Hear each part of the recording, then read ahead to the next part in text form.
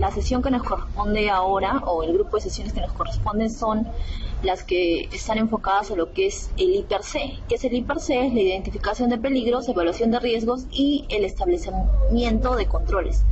Ahora, vamos a verlo por partes para que ustedes me puedan entender mejor, para que no sea tan confuso. Entonces vamos a ver primero lo que son los conceptos, ¿no? Lo más importante, ¿no?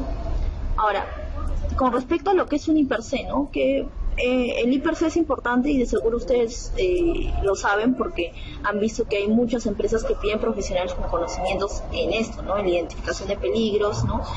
La evaluación de riesgos y los controles, ¿no? Ahora hay una confusión porque a veces las personas creen que el I+C es igual a la matriz, ¿no? Es un equivalente a la matriz que nos ayuda a evaluar los riesgos. En realidad no es así, ¿no? El I+C es todo un proceso de la gestión de riesgo, ¿no? Este proceso va a tener sus etapas. ¿Cuáles van a ser? Las mismas que están acá, ¿no? Las que están en este esquema. La primera etapa va a ser siempre lo que es la identificación del peligro. Bueno, antes de eso hay una etapa y lo vamos a explicar, pero estas son todas las etapas que corresponden al proceso de gestión de riesgos y esos conocemos como lo que es el I+C, ¿no? El I+C no es una matriz. El I+C, la matriz de evaluación de riesgos nos ayuda a evaluar el riesgo, nos ayuda a realizar una de las etapas del I+C. Cuando les pregunten qué es I+C, ustedes respondan lo mismo que como su nombre lo dice, ¿no? Identificación de peligros, la evaluación de riesgos y el establecimiento de medidas de control. Ahora, ¿por qué nosotros aplicamos I+C? El I+C, ¿y por qué es necesario en las empresas? Porque recuerden que todo proviene de una exigencia legal. ¿Cuál es la exigencia legal? Nosotros tenemos una ley que ya se mencionó antes de hacer esta sesión, ¿no? Al inicio de las sesiones, es la ley 29783 y su decreto supremo, que es el 005-2012 TR, ¿no? ¿En qué artículo se encuentra? Ahí está la información en donde ustedes van a poder verificar que la ley nos pide desarrollar un I+C, ¿no? ¿Por qué es tan importante el I+C? Todo lo que está relacionado a seguridad y salud en el trabajo tiene como columna vertebral el I+C, identificación de peligros, ¿no? ¿Por qué? Porque ustedes van a armar, una vez que ustedes arman su I+C, una vez que ustedes ya tienen su I+C, le pueden colocar fechas de las actividades, fechas de las medidas de control, bueno, lo que van a hacer, ¿no? Para controlar los riesgos, desarrollan los demás documentos y finalmente ya tienen su sistema de gestión de seguridad y salud en el trabajo, ¿no? Pero siempre se parte del I+C. El I+C es una de las partes más importantes de un sistema de gestión de seguridad y salud en el trabajo y en sí de toda la seguridad y salud dentro de su empresa, ¿no? Es por eso que es tan fundamental y es por eso que hoy en día se exige a profesionales que tengan conocimientos en estos temas, ¿no? Sin duda esta va a ser la sesión más importante dentro de todo el temario que vamos a ver. ¿Por qué? Porque, como ya les dije, el I+C es una columna vertebral de todo el sistema. Nuestro sistema es el sistema de gestión de seguridad y salud en el trabajo. ¿Por qué desarrollamos el I+C? Bueno, obviamente para asegurar de que se han controlado todos los riesgos, por lo tanto mi trabajador ya no va a estar expuesto a esos riesgos, ya no va a estar expuesto a ningún peligro y por lo tanto va a estar protegido, ¿no? Es como, por ejemplo, ¿no? El gobierno establece medidas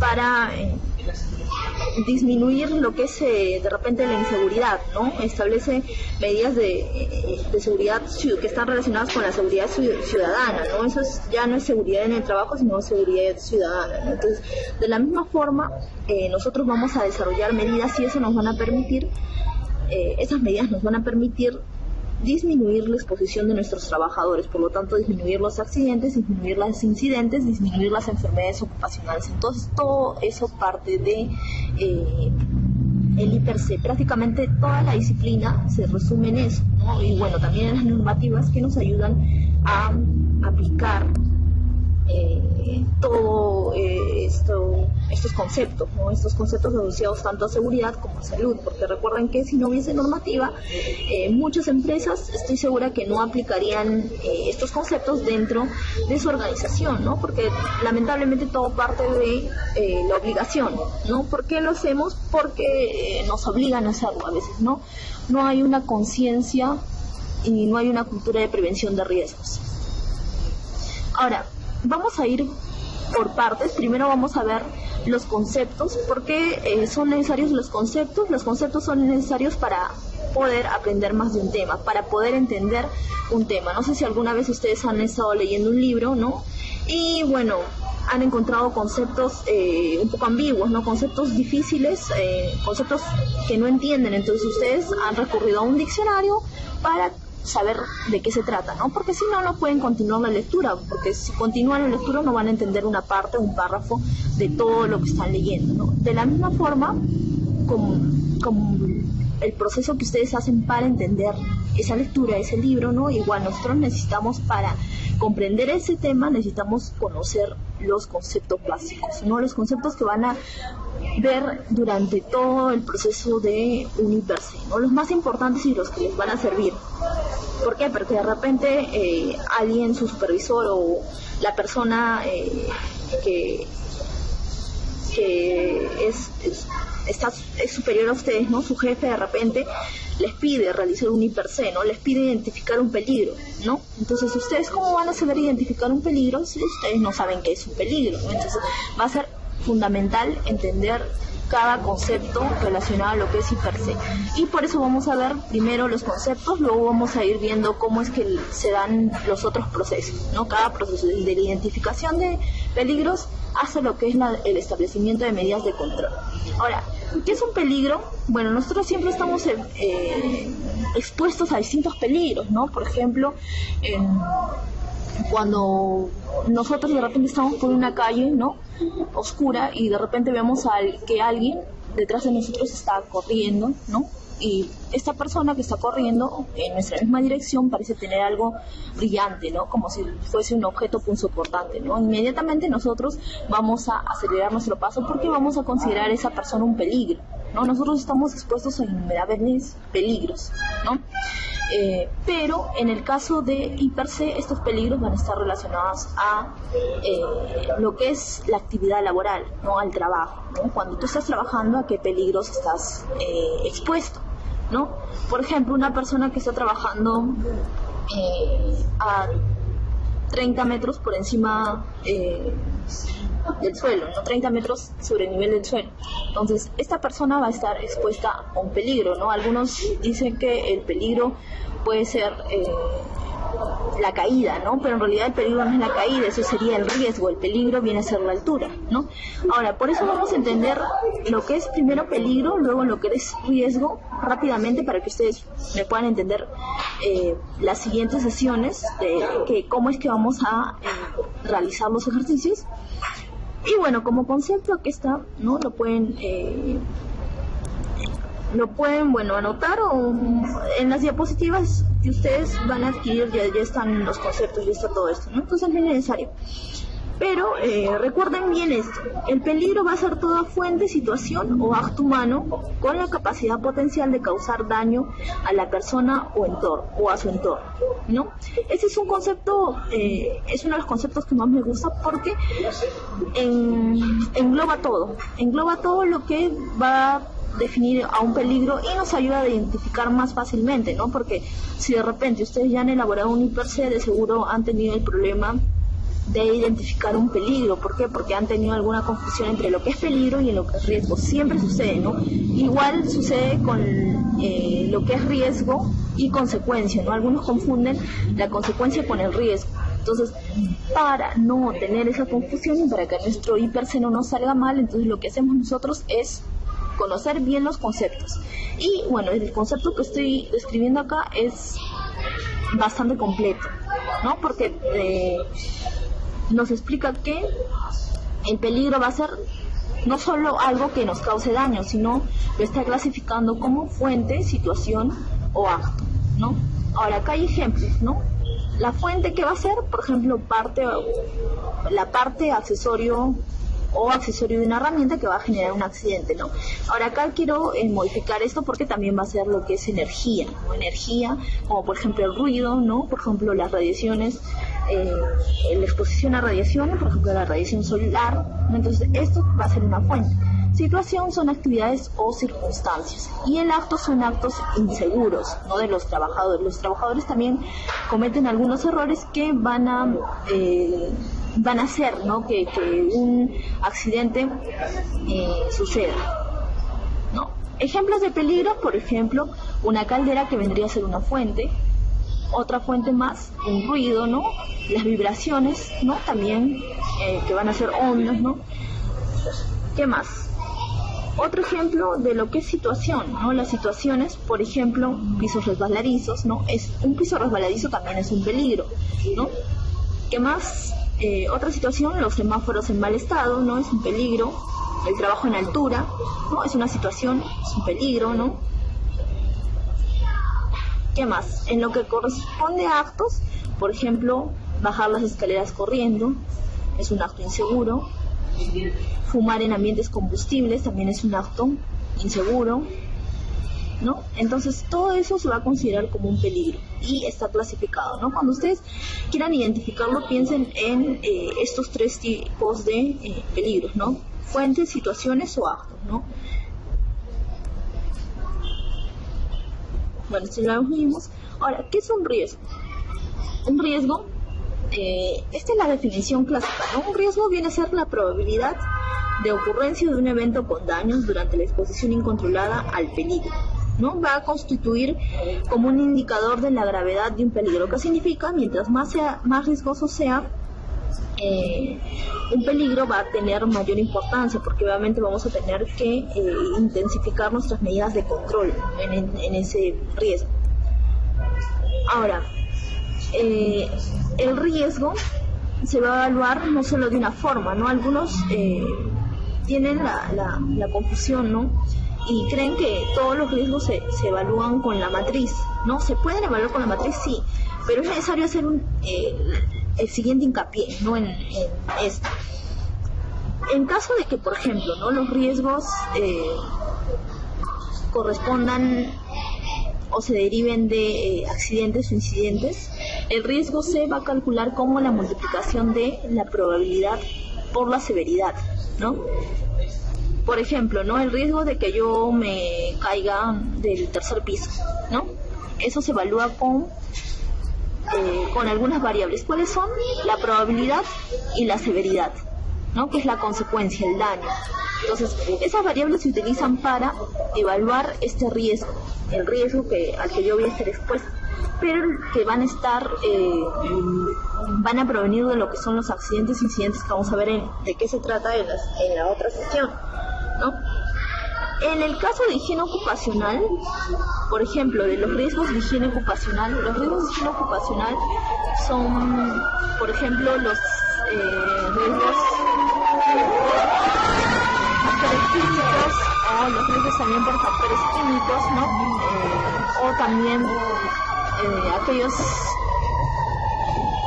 que se dan por la exposición a agentes biológicos, ¿no? Entonces, esos van a ser considerados como riesgos de higiene ocupacional, ¿no? Estos son riesgos de seguridad. Los riesgos de seguridad se evalúan por medio de estas variables, y los riesgos de higiene ocupacional, en ese caso sí ya se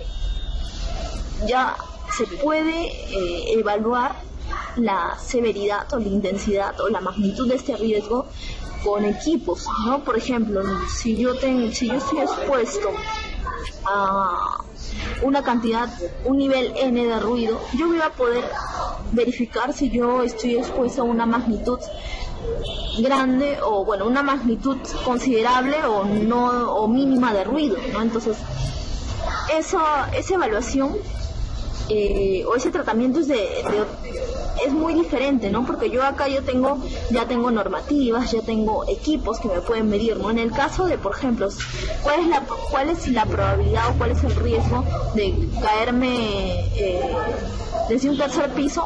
Yo no puedo medir con un equipo eso, ¿no? Yo no puedo medir, no hay normas para eso, ¿no? Entonces, lo que yo utilizo es esta relación, ¿no?, de la probabilidad con la severidad, o también denominada consecuencia.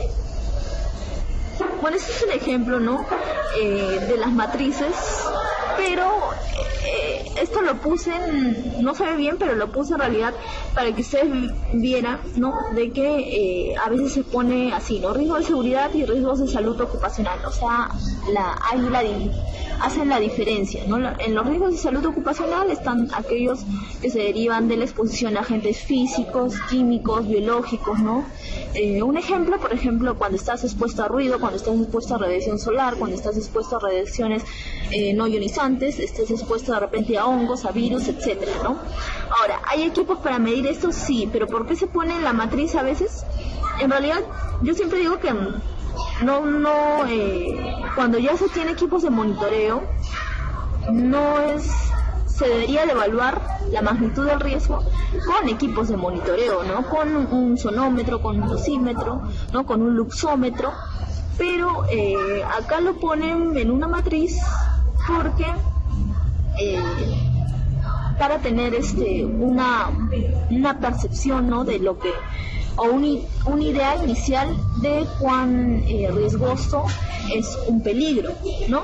Ahora, ¿dónde está el problema? El problema está no en la probabilidad, ¿no?, porque en la probabilidad sí la puedes definir mediante índices que están relacionados al trabajo, a la labor, pero el problema está en la severidad, ¿no? Por ejemplo, si yo pongo en ruido, ¿no?, yo tendría que poner en ruido, tendría que irme al peor de los casos, ¿no?, y ponerle un índice elevado de repente, ¿no? El ruido, la severidad o la consecuencia podría ser de que de repente, si yo estoy expuesta a ruido, me quede sorda, ¿no? Entonces, yo le pondría de severidad de repente un número 4 o 5, ¿no? 4, dependiendo de qué matriz utilice. Pero es mejor evaluarlo con equipos de monitoreo, porque de repente yo estoy expuesta a 50 decibeles para un periodo de 8 horas, entonces ese ruido ya no sería tan riesgoso como obtendría de un análisis en mi matriz, ¿no? Entonces es necesario hacer hincapié en eso, y también se va a ver en lo que es ergonomía, para que ustedes puedan verificar la diferencia.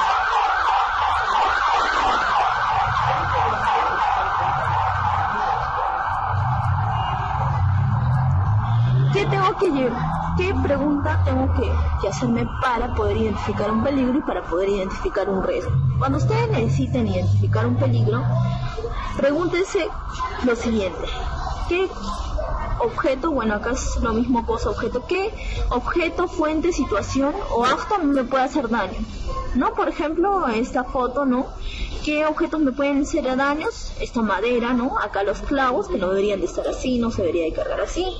La manguera, ¿no? Estos son objetos, ¿no? ¿Qué fuente o situación, ¿no? Situación, de repente mi compañero de trabajo, ¿no?, que está atrás, ¿no?, y que de repente por estar trabajando muy cerca de mí o sin estar laborando en otra área que no le corresponde, ¿no?, está laborando en mi área, de repente pueda ocurrir un accidente, ¿no?, yo me pueda golpear con él, ¿no? Bueno, pueda golpearlo a él, ¿no?, con estas maderas. ¿Qué más? Fuente, ¿no?, la energía solar, fuente de energía, ¿no?, la radiación solar, ¿no? Entonces, todo eso va a ser considerado un peligro. ¿Qué pregunta me tengo que hacer al momento de evaluar un riesgo? ¿Qué me puede pasar, ¿no? Por ejemplo, acá está otra persona realizando otra actividad, ¿no? Está haciendo una perforación, me parece, con una máquina, y bueno, el peligro va a ser la fuente, ¿no? ¿Cuál es la fuente? El ruido. ¿Y qué me puede pasar? Puede estar sobreexpuesto al ruido, ¿no?, lo que va a conllevar a cualquier tipo de daño, o sea, una consecuencia, no va a quedarme sordo. Entonces el riesgo va a ser la sobreexposición al ruido.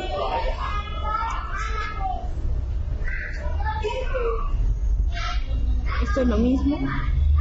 Ahora, con respecto a esta imagen, ¿no?, ¿qué quiero tratar acá? De que peligro me puede conllevar a diferentes riesgos, ¿no? Por ejemplo, acá el trabajo es con estas máquinas scoop, ¿no? que se emplean bastante en lo que es minería. Y bueno, el riesgo puede ser ¿no? El atropellar, ¿no?, a una persona. ¿Qué puede pasar? Yo podría atropellar a una persona que está transitando por acá. 2, esta máquina podría sufrir un gaseamiento. Eso puede pasar. 3, estas dos máquinas podrían chocarse, ¿no? Eso es lo que puede pasar. ¿Por qué? Porque hay exposición a un peligro, el tránsito con el equipo SCOOP. ¿Qué sería esto? ¿Sería una fuente? No. ¿Sería un acto? No. Sería una situación. Otras definiciones importantes que tienen que conocer, lo estamos viendo rápido, pero de seguro ustedes van a tener otros videos donde van a ver completo la explicación de cada uno, ¿no? Y más ejemplos. Uno es el factor de riesgo. El factor de riesgo acá dice que es un elemento cuya presencia o modificación va a aumentar la probabilidad de la ocurrencia de un evento con daño. ¿A quién está expuesto a él, obviamente? Y el riesgo potencial es el riesgo de carácter latente, susceptible de causar un evento con daño a la persona expuesta al fallar o dejar de operar las medidas de control. ¿Qué ejemplos hay de factor de riesgo? Bueno, por ejemplo, ¿no? Esta persona está trabajando con un arnés. ¿Cuál sería el factor de riesgo? Recordemos que es el factor de riesgo, es un elemento cuya presencia o modificación va a aumentar la probabilidad de ocurrencia de un evento con daño. O sea, la presencia o modificación de este trabajo con arnés o del arnés puede causar daño. ¿Cuál es la modificación del arnés que nos podría causar daño? Esa modificación sería de repente de que el arnés no sea certificado, ¿no? En ese trabajo que necesita el uso del arnés, el factor de riesgo sería de que este arnés no sea certificado, no sea un arnés chino. Entonces yo estoy modificando esto, ¿no? Estoy modificando el arnés, o sea, estoy cambiándolo por un arnés chino, ¿no? Entonces este arnés de repente no podría funcionar, ¿no? De un rato a otro, de un momento a otro, no funciona y mi trabajador, ¿qué hace? Se cae, ¿no? Sufre una caída o muere o de repente sufre una fractura, ¿no? Y bueno, entonces ahí ocurre el accidente, ¿no? Entonces el que el arnés sea certificado o no va a aumentar la probabilidad de ocurrencia, ¿no? del daño, de la ocurrencia del daño, ¿no? Porque si es certificado no va a haber peligro. Si no es certificado, la probabilidad de que ocurra la caída va a aumentar. Entonces esa es la explicación. Ahora, con respecto a lo otro, ¿no? El riesgo potencial o riesgo latente. Un ejemplo es este, ¿no? Por ejemplo, yo tengo la misma actividad, el trabajo con arnés, pero imagínense que por alguna razón esta persona no se pone el arnés, ¿no? Entonces, ahí que está fallando la persona, porque la persona no se está poniendo el arnés, ¿no? Entonces, puede ser de que la persona sí se ponga el arnés o puede ser de que no, ¿no? Ahora, ustedes se preguntarán, ¿quién no se pondría arnés si está trabajando a varios metros sobre el nivel del suelo? No, sí hay casos de personas, por ejemplo, eso se da en las personas que tienen mucha más experiencia. ¿Por qué? Porque creen de que con la experiencia que tienen no van a sufrir ningún accidente y están acostumbrados a trabajar a veces sin arnés, ¿no? Por ejemplo, en la parte de los trabajos relacionados al sector de telecomunicaciones, ¿no? Hay obreros que a veces suben a las antenas de telefonía móvil y lo hacen sin arnés porque el arnés les incomoda, ¿no? Y como tienen experiencia en eso, creen de que nunca les va a suceder nada, ¿no? Pero no sucede. Entonces, ahí que está fallando la medida, ¿no? Un evento con daño a la persona al fallar o dejar la medida de control. Está fallando una medida de control. ¿Qué es medida de control? Eso lo vamos a ver más adelante, pero para que me entiendan de qué se trata este ejemplo, una de las medidas de control es la capacitación del personal, ¿no? ¿Por qué? Porque yo voy a controlar algunos riesgos capacitando a mi personal, ¿no? Si yo hago que mi personal tenga conciencia, si yo hago que mi personal esté lo suficientemente capacitado para, por ejemplo, colocarse los EPPs adecuadamente, yo ya no voy a tener ese problema, ¿no? Pero ¿qué está fallando? En caso de que el trabajador no se ponga el arnés, está fallando una medida de control, ¿no? ¿Cuál es la medida de control? La capacitación que yo les he ofrecido a mis trabajadores para que usen adecuadamente el arnés de trabajo. Otros conceptos para verlos para ver todos los conceptos que necesitan son estos: el riesgo residual y la consecuencia. ¿Qué es un riesgo residual? Es el riesgo remanente que va a permanecer en el trabajo después de haberse aplicado las medidas de control, ¿no? Cuando nosotros aplicamos medidas de control, no todos los riesgos van a controlarse. Va a haber riesgos que no vamos a poder de repente controlar, o no nos vamos a dar cuenta que no los hemos controlado. Entonces ese va a ser el riesgo remanente. La consecuencia es la gravedad del daño producido por un peligro, ¿no?, sobre la capacidad o salud individual o colectiva de las personas, o sea, la gravedad del daño en sí.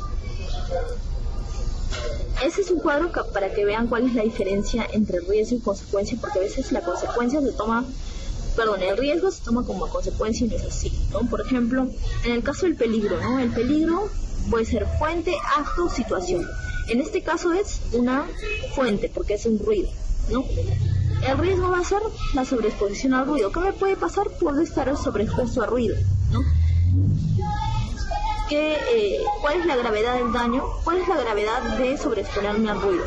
¿No? Lo más grave que me podría suceder es quedarme sordo, o también tener una hipoacusia, ¿no? Una hipoacusia inducida, ¿no? Cuando se disminuye la capacidad auditiva, ¿no? Ahora, por ejemplo, otro peligro, esto, ¿no? Piso resbaloso con cera. El piso resbaloso, ¿qué va a ser? Una situación. Recuérdense bien ese concepto de peligro que les he dado, porque engloba bastante y es muy fácil determinar un peligro mediante ese concepto. Entonces, eso sería piso resbaloso, una situación, ¿no? ¿Cuál es el riesgo? ¿Qué me puede pasar si hay un piso resbaloso con cera? Obviamente me voy a caer.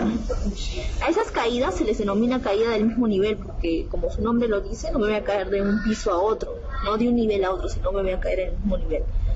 ¿Qué me puede pasar? Me puedo caer del mismo nivel. ¿Y cuál va a ser la gravedad del daño?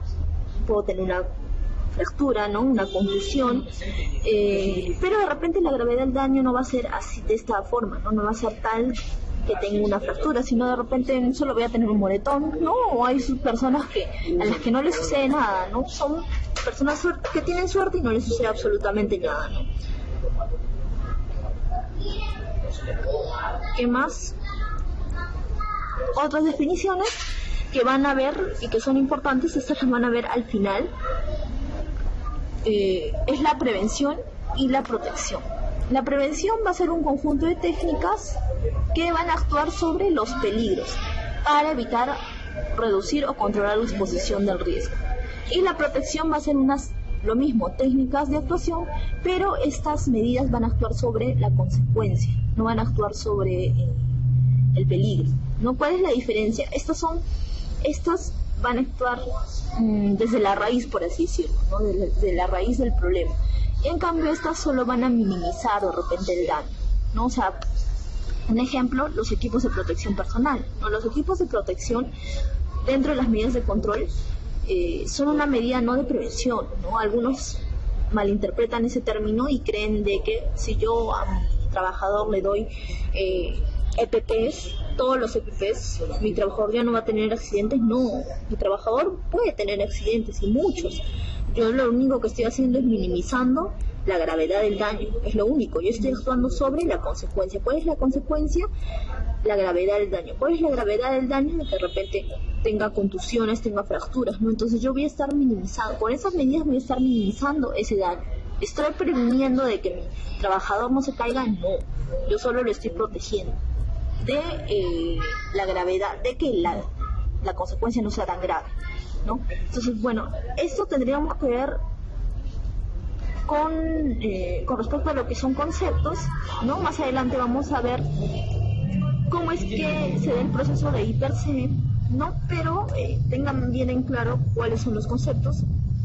Si quieren, va a haber ejemplos, ¿no? En la sesión que está más completa, que está dentro de la plataforma, y ahí está explicado con muchos más ejemplos. Entonces, eso sería todo para la parte de conceptos. Vamos a ver en la siguiente sesión cómo es que se da el proceso de hiper-C.